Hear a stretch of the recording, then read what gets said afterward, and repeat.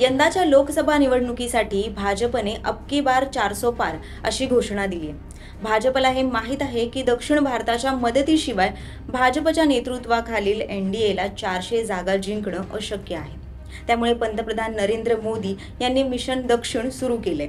दक्षिण भारतात ते एकापाठोपाठ एक रोड शो, रॅली, सभा, हजारो कोटींच्या विकास प्रकल्पांचं उद्घाटन करत आहे। त्यामुळे भाजपच्या या मिशन दक्षिणचा आपण थोडक्यात आढावा घेऊया।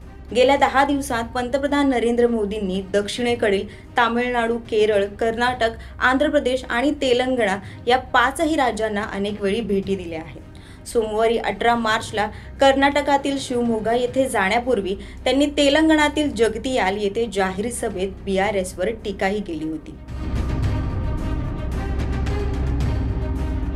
भाजपने 2019च्या लोकसभा निवडणुकीत 5 राज्यांतील 129 जागांपैकी 29 जागा जिंकल्या होत्या। कर्नाटकात 28 पैकी 25, तेलंगणात 17 पैकी 4 जागा जिंकल्या होत्या, तर केरळ आणि तामिळनाडूमध्ये भाजपला एकही जागा जिंकता आली नाही। भाजपचे ज्येष्ठ नेते आणि केरळचे प्रभारी प्रकाश जावडेकर यांनी यंदाच्या निवडणुकीत पक्षाचा विजय होईल असा आत्मविश्वासही व्यक्त केलाय।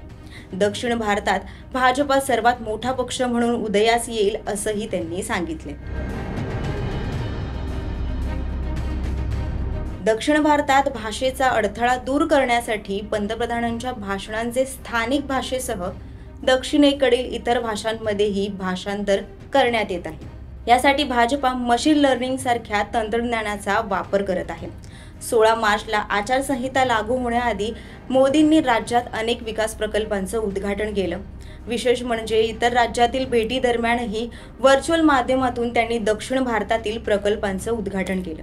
दरम्यान मोदी सरकारने 9 फेब्रुवारी रोजी मूळचे तामिळनाडू येथील प्रसिद्ध कृषी शास्त्रज्ञ दिवंगत एम.एस. स्वामीनाथन यांना भारतरत्न देण्याचीही घोषणा केली। त्यामुळे लोकसभा निवडणुकीच्या अनुषंगाने भाजपचं हे मिशन दक्षिण किती यशस्वी झालं याचं येत्या काळातच स्पष्ट होईल।